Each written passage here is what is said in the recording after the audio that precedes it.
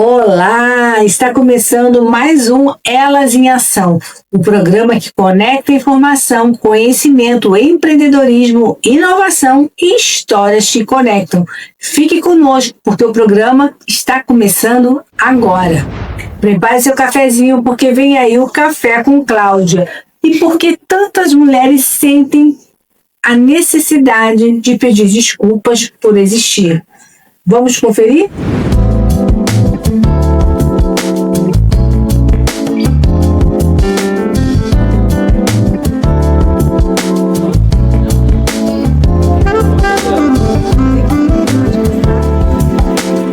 Boa tarde, pessoal. Talvez você nunca tenha parado para perceber isso, mas existe uma palavra que muitas mulheres repetem várias vezes ao longo do dia: desculpa.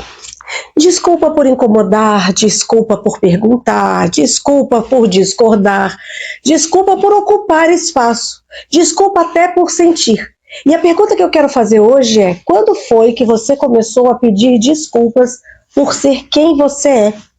Então pega seu cafezinho e vem comigo, porque nossa conversa hoje é sobre autoestima, identidade e o direito que toda mulher tem de existir sem precisar se justificar o tempo todo.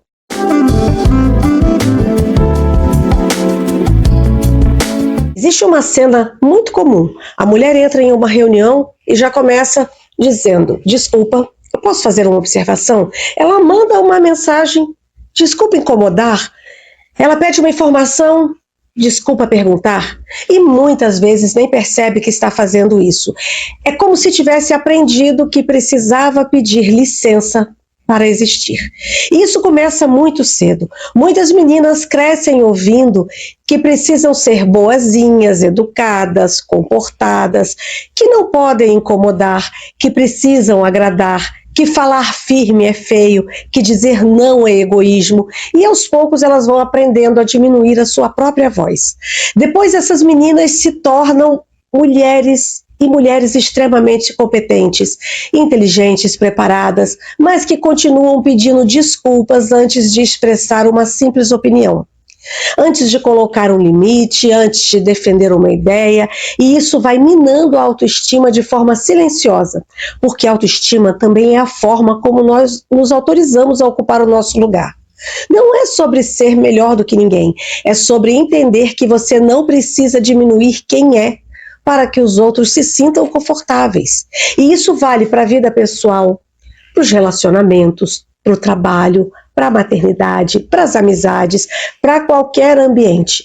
Quantas mulheres deixam de aceitar oportunidades porque acham que ainda não estão prontas? Quantas deixam de cobrar um valor justo pelo próprio trabalho?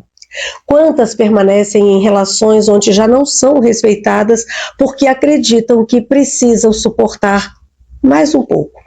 Tudo isso também tem relação com a identidade, porque quando a mulher acredita que precisa pedir desculpas por existir, ela começa a pedir desculpas pelos próprios sonhos, pelos próprios limites, pelas próprias escolhas, e isso não é humildade, é insegurança aprendida.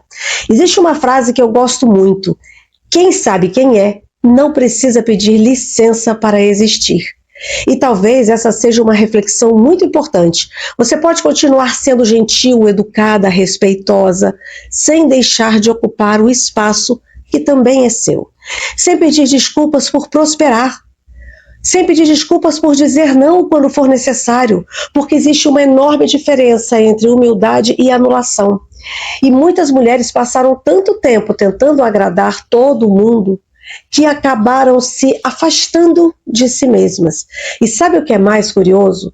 Muitas vezes isso acontece de forma tão silenciosa que a mulher nem percebe. Ela começa a editar as próprias palavras, os próprios sonhos, as vontades, até que um dia ela olha para a própria vida e se pergunta: em que momento eu deixei de ser eu? E talvez recuperar a autoestima seja justamente esse caminho de volta. Não para se tornar outra pessoa, mas para voltar a encontrar aquela mulher que existia antes do medo de desagradar. Então hoje eu quero deixar uma reflexão para você. Na próxima vez que você sentir vontade de pedir desculpas, pergunte primeiro: eu realmente fiz algo errado? Ou apenas eu estou ocupando o meu lugar? Essa pergunta pode mudar a forma como você enxerga a si mesma. E se esse tema fez sentido para você, compartilhe com uma mulher que também precisa ouvir essa mensagem. Eu sou Cláudia Neves e esse foi mais um Café com Cláudia. Eu te espero na próxima semana para mais um café. Até lá! A acessibilidade de foco de hoje traz a importância das pausas nas terapias durante as férias.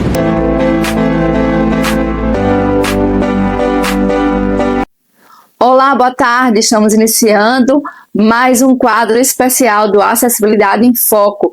E hoje nós vamos tratar da interrupção das terapias durante as férias e recessos escolares. Então, eu conto hoje com a participação de duas profissionais especializadas, doutora Cláudia Rego, psicopedagoga, mãe atípica e criadora do método AFA, e doutora Fabíola Silva, também pedagoga, graduando em terapia ocupacional e assistente terapeuta. E elas vão nos trazer o olhar aí da pedagogia e essa interrupção das atividades durante as férias. Vamos conferir. Olá, eu me chamo Cláudia Rego, sou psicopedagoga, mãe de Maria Alice, uma garota com 14 anos de idade com T21, e hoje eu estou aqui para falar com vocês sobre as férias escolares e o recesso no meio do ano. O que fazer, Cláudia? Será que vocês são, assim como eu quando Maria Alice era pequena, que se preocupam com: será que se nós pararmos, os nossos filhos vão regredir? Será que eles vão perder o que aprenderam? Parar ou não parar as terapias? Entra de férias ou entra só das férias escolares e continua com as terapias? Hoje, como mãe de uma garota com síndrome de Down, eu posso dizer para você, sem problemas, que as férias são uma oportunidade de descansar, continuar aprendendo de uma maneira diferente e voltar mais descansados. Então, sem medo, sem culpa, parar sim, mas não parar para ficar sentado no sofá e sem fazer nada, não parar para ficar o dia todo na frente das telas. Isso é um grande alerta, mas continuar aprendendo de um jeito leve e prazeroso, como passeando nos parques, brincando de quebra-cabeça, brincando de jogo de tabuleiros, cozinhando juntos, lendo um livro e fazendo perguntas, ampliando o vocabulário, estimulando a comunicação. Tudo pode ser prazeroso sim, e nós estaremos parados com intencionalidade. E aí a gente percebe que essa aprendizagem que a gente tanto busca e esses estímulos acontecem também em casa, para além da escola e da terapia, por isso dá tempo de parar. Porque o aprender acontece também na vida. Então aproveitem as férias sem culpa e voltem descansados para a escola e para as terapias. Aproveitem bastante e um grande abraço. Olá, telespectadores do programa Acessibilidade em Foco. Meu nome é Fabi, sou assistente terapêutica e hoje eu quero conversar com vocês sobre um tema muito importante para as famílias das crianças atípicas: a importância de permitir momentos de pausa nas terapias durante os períodos de férias e recessos escolares. Uma dúvida muito comum das famílias é: se meu filho parar as terapias durante as férias, ele vai regredir? A resposta é: depende de cada criança. Um período curto de pausa, quando bem planejado, geralmente não faz a criança perder tudo o que aprendeu. Pelo contrário, o descanso também é importante para as crianças e para a família.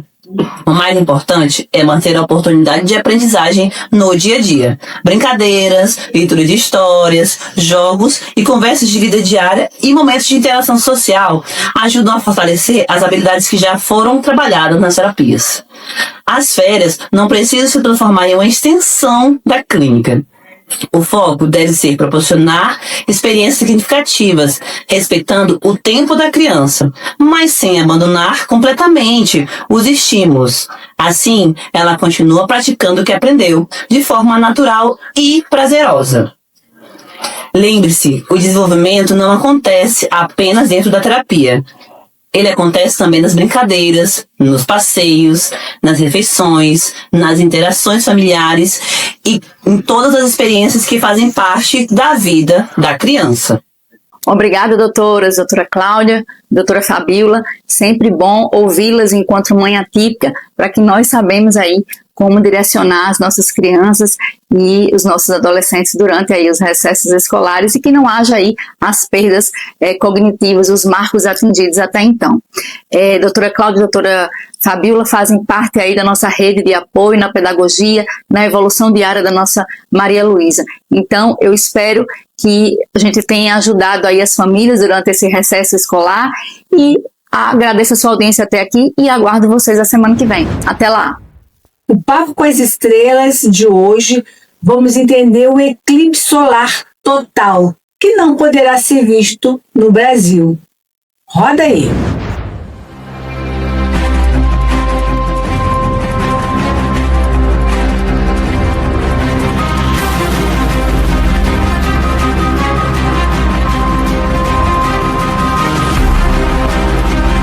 Olá pessoal, mês de junho se foi, né? Tá acabando praticamente e já estamos entrando no segundo semestre. E aí vem a pergunta, né, que todo mundo faz: nossa, o que vai ter de tão especial no segundo semestre de 2026 do melhor evento astronômico? Destaque o melhor evento astronômico. Eu vou colocar para vocês aqui, mas sem sombra de dúvida, não tem o que se falar, é o eclipse lunar total. Na verdade, não vai ser total, ele vai ser quase que total, é sabor total, né? Ele vai ser o parcial, mas vai ser quase total. Eu vou mostrar 2 eclipses que vão acontecer no segundo semestre para vocês aqui, para vocês entenderem. O primeiro vai ser o eclipse solar total. Esse é o site da NASA, tá, gente? É o eclipse solar total de 12 de agosto de 2026. Ah, que notícia boa, que legal. Não, porque aqui no Brasil a gente não vai ver nada. Que, aliás, diga-se de passagem, nessa faixinha azul aqui, é onde vai acontecer o total. Então, ou seja, lá na, sei lá onde, Groenlândia, né, sei lá onde é isso aqui, esquece, ninguém vai ver, né? Ninguém vai ver o total, né? Agora, a galera aqui, já mais no Canadá, sim, aí eles vão ver como parcial esse eclipse, mas a gente não vai ver nada, e aí é uma frustração, né? Porque você sabe que vai rolar um eclipse solar total no dia 12 de agosto, desse ano, 2026, e você não vai ver nada, né? Pode ser que alguém lá do Canadá transmita ao vivo, a gente assista por internet, como parcial, né? Dificilmente alguém vai conseguir pegar esse negócio total, né? Então, legal, né? A gente vai estar antenado, quem sabe a gente retransmite as imagens do total, mas o que vai ser legal, mas sem sombra de dúvida nenhuma, é o eclipse lunar, ok? E o eclipse lunar, como dito parcial aqui, tá? Ele vai acontecer em 28 de agosto, mas cuidado que na verdade no Brasil é 27 de agosto. Eu vou te mostrar. Bom, o que acontece? Tá vendo que a Lua, ela entrou na chamada umbra da Terra, na parte mais escura, vamos dizer assim, né, no cone de sombra mais escuro da Terra, e ficou um pedacinho aqui, ó, um pedacinho de nada, coitada da Lua pro lado de fora, então é sabor total, né? No Brasil, todo mundo vai ver. Ah, que maravilha! Todo mundo vai ver esse eclipse lunar. E aí sempre vem a pergunta, né, do pessoal para mim: professor, precisa alguma coisa especial para ver? Não precisa. Basta olhar e maravilha. Não precisa de binóculo, não precisa de telescópio. Aliás, às vezes o telescópio até atrapalha, tá? Professor, mas é uma cidade com céu com poluição luminosa. Não interessa, você vai ver. Você vai ver e vai ser lindo. Aí vem aquelas perguntas, né? Mas é durante o dia ou durante a noite? Gente, é lunar, né? Eu não gosto de assimilar muito a Lua durante a noite, mas nesse caso é lunar, então é à noite. Tudo bem? E aí eu vou te mostrar algumas nuances aqui bem legais do eclipse que eu separei. Então veja, dia 27 de agosto você marca na tua agenda, já põe para despertar, que olha quantos patinhos aqui, né? 2 patinhos na lagoa e 2 patinhos na lagoa, às 22h22. Super fácil de decorar esse horário. Podia ser dia 22, né? Mas não vai ser 27/8. Brasil inteiro, nesse horário, às 22h22. Eu não tô cravando um segundo, não é o caso aqui, tá? Mas vocês vão começar a ver, né? Vocês, eu digo eu também, né? Nós vamos ver aí o início do penumbral. O início do penumbral, ele é quando a Lua começa a entrar na penumbra da Terra, e aí ela começa a perder o seu brilho. Nesse momento, quem mora no céu com poluição luminosa não vai ver muita coisa, não vai perceber. Quem mora no céu sem poluição luminosa, está acostumado a viver no interior, aí vai ver que a Lua não está aquela cor prateada, não está a sombra no chão, né?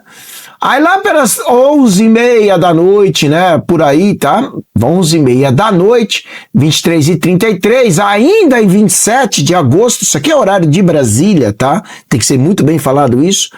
Aí a lua começa a ficar com aquele aspecto cortadinho, né? Aí é demais, né? É sensacional. É muito bonito isso. Agora virou pro dia 28, pra madrugada de 28, percebe? Então é de 27 para 28. Aí ela vai atingir seu máximo aqui, nesse momento aqui, ó. Por volta da 1h10, né? 1h10, melhor falando, 1h14. Vamos colocar bonitinho aqui, ó. É o momento máximo. E ficou sabor total, né?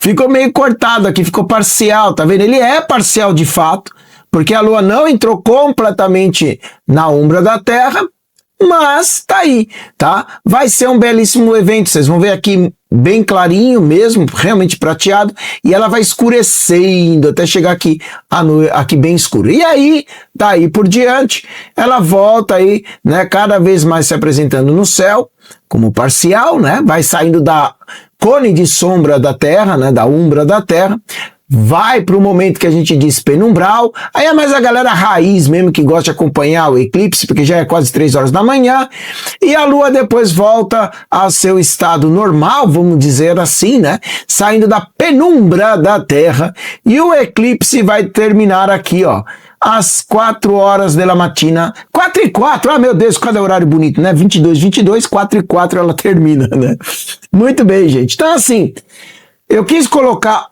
hoje esse evento para você, mostrando que o maior evento, o melhor evento, o mais legal do segundo semestre, sem sombra de dúvida, é esse eclipse de 27 de agosto para 28 de agosto, tá? Isso vai cair, deixa eu olhar aqui no calendário, em agosto vai cair de uma quinta-feira para sexta-feira. Então já se programa, já coloca aí na sua agenda e ó, lembre-se, toda terça-feira, 19h30 no canal do YouTube, eu, professor Dr. Marcos Calil, tô lá, fazendo live, te ensinando a observar o céu e com certeza eu vou falar disso, com certeza absoluta, tá? Se quiser nos siga nas redes sociais também no Instagram, Facebook, estamos lá, TikTok também, tá? Urânia Planetária está em tudo quanto é lugar aí nas redes sociais. Beleza? Sou o professor Dr. Marcos Calil, bons céus para todos nós. Até a próxima. Valeu. No Fala Autor de hoje temos uma participação especial da psicóloga Michele Silveira.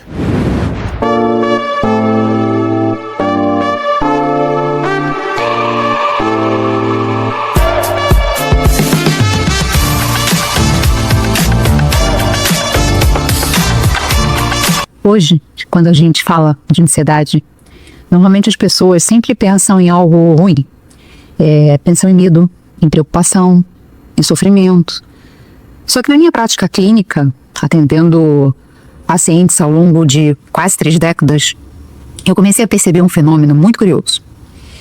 Que existe um tipo de ansiedade que aparece não quando algo ruim está acontecendo, mas exatamente quando a pessoa está prestes a conquistar algo muito importante na vida. Eu tenho chamado isso de ansiedade pré-conquista. Essa ansiedade pré-conquista é aquela ansiedade que aparece quando a pessoa está muito próxima de uma mudança positiva na vida. Ela pode ser uma promoção no trabalho, pode ser terminar um curso importante, começar um relacionamento, mudar de cidade, iniciar um projeto novo, ou até quando um sonho antigo está prestes a se realizar. Só que, curiosamente, em vez de sentir apenas alegria ou até tranquilidade, muitas pessoas começam a sentir um aumento grande de ansiedade. A mente ela começa a produzir pensamentos do tipo: será que eu vou dar conta? E se eu fracassar? E se eu não for capaz de sustentar isso ou aquilo que eu vou conquistar ou que eu já conquistei? Na verdade, quanto mais perto da conquista, mais vai parecer medos, dúvidas. E do ponto de vista psicológico, isso faz muito sentido, porque toda conquista importante, ela vai trazer uma mudança de posição na vida. A pessoa passa a ter mais responsabilidade, mais visibilidade, às vezes mais cobrança também. E o nosso cérebro, que foi programado para garantir sobrevivência, tende a reagir como alerta diante de qualquer mudança significativa. Então, muitas das vezes, acontece algo curioso. A pessoa, ela vai chegar muito perto de realizar algo importante e vai começar a ter esses pensamentos que, se de uma forma não entender, ela pode se auto-sabotar. Ela vai começar a procrastinar, vai trazer dúvidas sobre si mesmo, trazendo alguns obstáculos no caminho. Mas esses obstáculos não é porque ela não queira a conquista, é porque, na verdade, o cérebro está tentando proteger de um território novo, que ainda não é familiar. Enquanto a gente entende esse processo da ansiedade pré-conquista, muita coisa muda, porque a pessoa percebe que aquela ansiedade ela não significa incapacidade. Na verdade, muitas vezes significa exatamente o contrário. Significa que ela está diante de algo muito importante na sua trajetória. E na logoterapia, inclusive, a ansiedade ela não é vista apenas como um problema. Ela também pode ser um sinal de movimento da vida. Algo que vai indicar o sentido. Um sinal de que algo significativo está acontecendo. O problema, a gente sabe, né, não é sentir ansiedade. O problema é quando a gente não entende o que ela está tentando sinalizar, ou quando ela fica muito exacerbada, que nos trava. E é justamente sobre isso que eu falo no meu livro. Esse livro aqui, que é Ansiedade no Nosso Tempo, do mecanismo de sobrevivência ao adoecimento silencioso. Nele, eu falo justamente sobre isso. A proposta dele é ajudar as pessoas a entenderem melhor a ansiedade. Porque a ansiedade, originalmente, ela é um mecanismo natural de sobrevivência. Ela existe para nos proteger, para nos preparar, para lidar com desafios da vida. Mas, no mundo em que a gente vive hoje, que é um mundo acelerado, um mundo cheio de cobranças, comparações, pressões, esse mecanismo, muitas vezes, ele acaba ficando hiperativado. E é aquilo que deveria nos proteger, justamente é o que começa a nos adoecer. No livro, eu explico justamente esse caminho, quando a ansiedade ela é saudável, quando ela se torna patológica, e como a gente pode aprender a lidar com ela de uma forma mais consciente.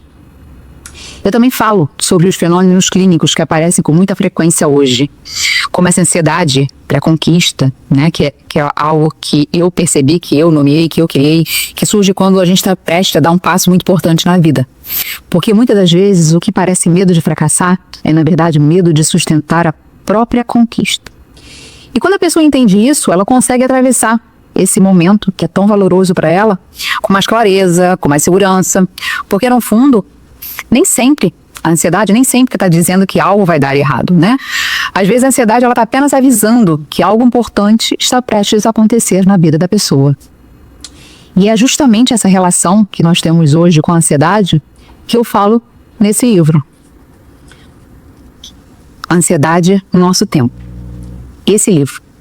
Porque entender a ansiedade pode ser o primeiro passo para você não desistir exatamente quando a gente está mais perto de realizar aquilo que a gente está buscando. E no ponto de encontro, o Rafael Bispo fala sobre a inteligência artificial e seus impactos no presente e no futuro.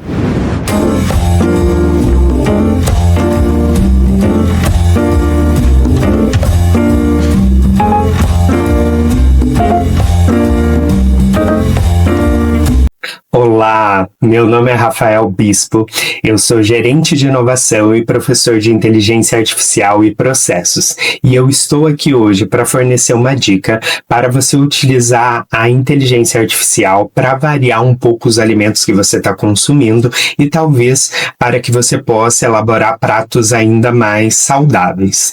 O que acontece? Um amigo foi até uma nutricionista, ela passou uma listagem para ele daqueles alimentos que ele podia consumir junto com a devida quantidade. Acontece que no segundo dia ele já estava sem criatividade e ele não sabia qual prato elaborar mais. Desse modo, eu peguei essa lista que ele recebeu, joguei numa inteligência artificial de minha escolha e pedi para que ela elaborasse para ele um cardápio para as próximas 4 semanas, contemplando 7 dias da semana. Pedi para que ela fosse muito criativa e se atesse apenas aqueles alimentos que ele realmente podia consumir. Ele se surpreendeu com o resultado, porque ele conseguiu programar o mês inteiro dele e não faltou mais ali falta de tempo para que ele pudesse imaginar qual prato ele elaboraria. Você pode fazer isso também, e você pode utilizar inteligências artificiais que estão um pouco mais acessíveis hoje. Para fazer isso, é importante que você não pague nenhuma IA, mas você precisa fazer o seu registro. Lista de IAs que você pode utilizar e comandos, né? Então você pode fazer isso através do ChatGPT, através do Gemini, através do Claude, ou até mesmo através daquela IA que fica no WhatsApp da Meta. O mais importante é que você saiba pedir, o que em inteligência artificial a gente chama de prompt, mas você pode fazer isso escrevendo, mandando até mesmo um áudio, e você vai pedir para que ela seja a mais criativa possível e se atenha realmente apenas àqueles alimentos que você pode consumir. Caso você não tenha uma lista da sua nutricionista, mas você tenha alguns alimentos que você gosta de consumir, que são saudáveis para você, você pode fazer essa narrativa diretamente para a IA. E talvez o primeiro resultado, caso não venha conforme o desejado, você pede para ela refazer baseado naquilo que você viu que dá para melhorar um pouco mais. O mais importante é que, aproveitando que nós estamos falando sobre a aplicação da IA no nosso dia a dia, é que muitas vezes a gente abre a geladeira e a gente não sabe qual alimento a gente vai fazer naquele momento. Falta criatividade, às vezes a gente se esforçou em outros lugares ali e a gente não quer pensar tanto naquele momento. Caso você tenha esses momentos, você pode tirar uma foto dos alimentos que você tem disponíveis e mandar para a IA e pedir para ela elaborar, por exemplo, uma opção de 3 pratos com aqueles alimentos. Caso você não queira mandar a foto, você pode narrar os alimentos que você tenha, que provavelmente você vai ter uma resposta bem bacana.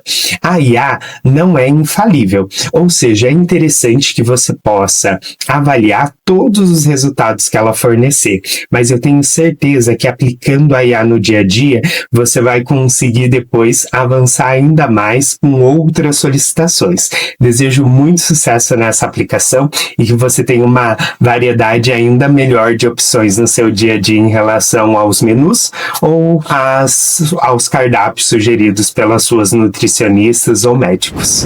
O tempo por aqui passa tão rápido, não é mesmo? Que estamos chegando ao fim de mais um Elas em Ação. Foi um prazer ter a sua companhia. Esperamos que os conteúdos de hoje tenham levado informação, conhecimento e inspiração para o seu dia.